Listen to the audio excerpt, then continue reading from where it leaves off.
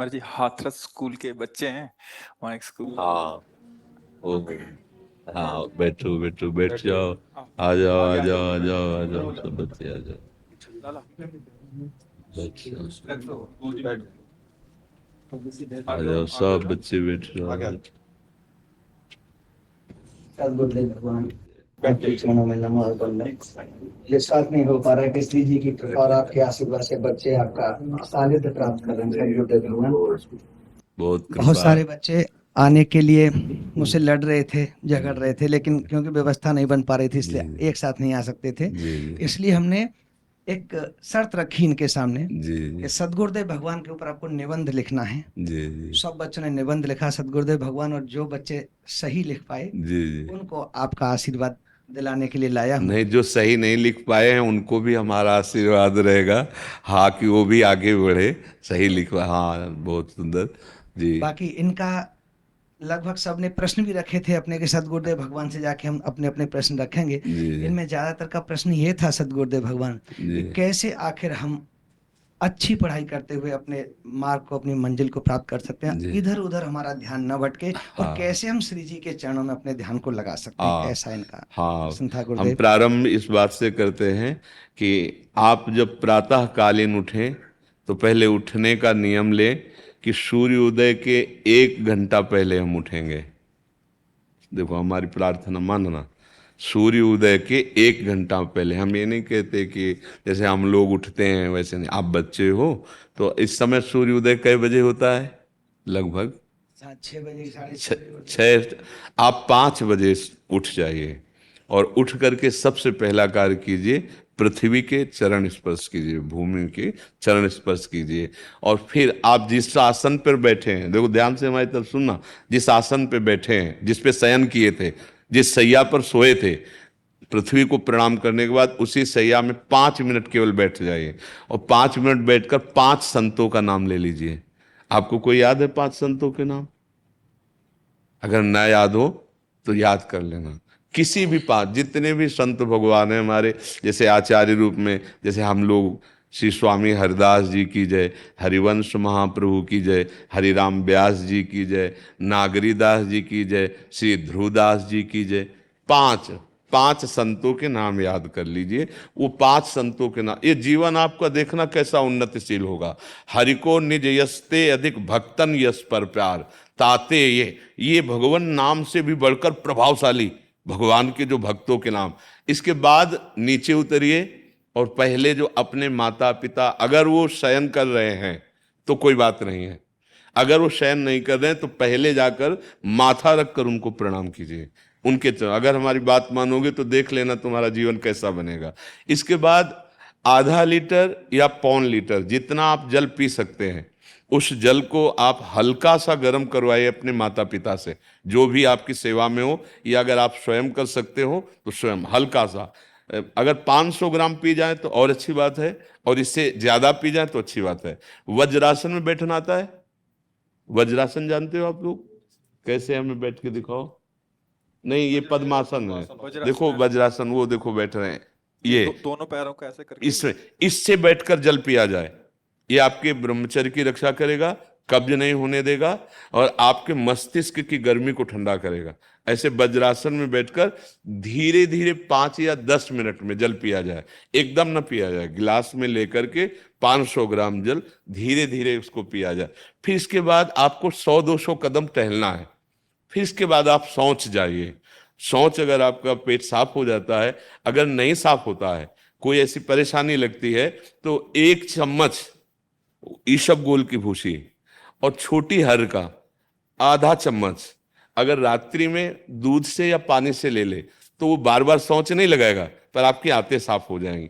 शौच जाने के बाद स्नान करें और फिर तुरंत, अगर आपको व्यायाम आता है तो करे, नहीं तो सीधा सरल बात होती है, 20 बार बैठ जाए बैठक, और 10 बार लेटने वाली दंड।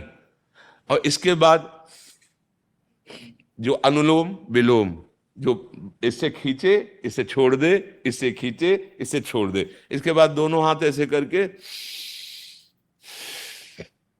7 बार ऐसे करे।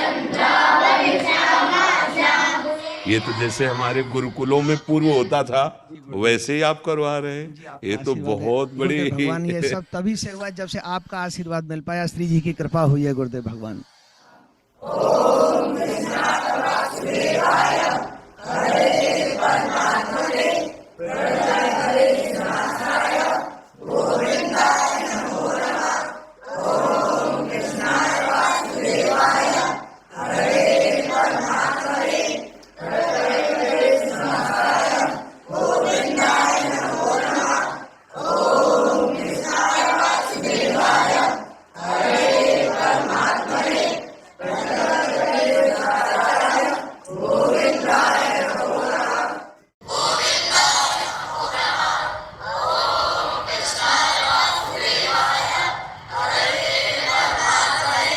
ये तो बहुत अमृत में, बहुत अमृत में, बहुत अमृत। ये आपके आशीर्वाद से ही संभव हो पाया ये गुरुदेव ये भगवान। ऐसा ही जो गुरुकुलों में जैसे बच्चे इस समय नाम कीर्तन कर रहे हैं, ऐसे सामवेद यजुर्वेद आदि का गायन होता था और गुरुकुलों में हमें बहुत संतोष हुआ, बहुत अच्छा लगा। भगवान आप पर कृपा करें, आपको और सद्बुद्धि दें, जिससे हमारे देश की नवीन पीढ़ी को आप ऐसे सतमार्ग पर प्रेरित कर रहे हैं। एक अनुरोध गुरुदेव भगवान, जी, जो बच्चे रह गए जी, उनके लिए क्या आदेश है? आप एक बार उनको भी लिवा के लाइएगा, जब आपको समय मिले ना तब आप उनको लिवा के। आज हम चाहते हैं कि हमारे देश के बच्चे सुधरे। हम आपको बार बार प्रणाम करते हैं कि जो हम चाह रहे हैं वो आप करवा रहे हैं बच्चों से। सदगुरुदेव भगवान आपका आशीर्वाद, बिना आपके आशीर्वाद से कुछ नहीं। अच्छा, आप लोग और कुछ बात तो नहीं करना चाहते? मार्ग पर चलते इतनी कठिनाई क्यों आती है? अच्छा, मार्ग कठिन कायर पुरुष को लगता है, बलवान को नहीं लगता। तुम कायर मत बनो। किसी भी कार्य को करने के लिए अगर हमारे हृदय में उत्साह है तो उत्साह हर कठिनाई को रौंद देगा। और अगर हम ऐसे सोचेंगे कि किसी भी कार्य में कठिनाई इतनी क्यों आती है, तो आप हमको ऐसा कोई कार्य बताओ जिसमें कठिनाई ना आती हो। कोई ऐसा कार्य है जिसमें कठिनाई ना आती हो? आप गलत मार्ग में जाओगे तो कठिनाई नहीं है क्या? सोचो, अगर चोरी की तो चोरी करना कितना उसके लिए दुखदाई होगा। वो पकड़ा जाएगा, बेइज्जती होगी, अपमान होगा, लेकिन वो ठान लेता है तो करता है ना। तो जो असत मार्ग में जाते हैं तो क्या उनको कठिनाई नहीं पड़ती क्या? तो सत मार्ग में चलने के लिए, धर्म मार्ग में चलने के लिए अगर कठिनता मिल रही है तो हमको बलवान बनाने के लिए रखा जाता है। देखो, स्कूल में फर्स्ट कौन आता है? जो बहुत पढ़ाई करता है। आर्मी में कौन अच्छा कमांडो बनता है? जो अच्छी दौड़, अच्छी कूद कर लेता है। तो इसको कठिनाई नहीं, इसको योग्यता समझते हैं। हमारे सामने जो कठिनाई रखी जाती है, हमें योग्य बनाने के लिए रखा जाता है। समझ रहे ना आप? धन्यवाद, धन्यवाद। बहुत सुंदर, बहुत सुंदर। ऐसी सद्भावना विशेष रूप से बच्चों में फैले। हाँ, बहुत सुंदर।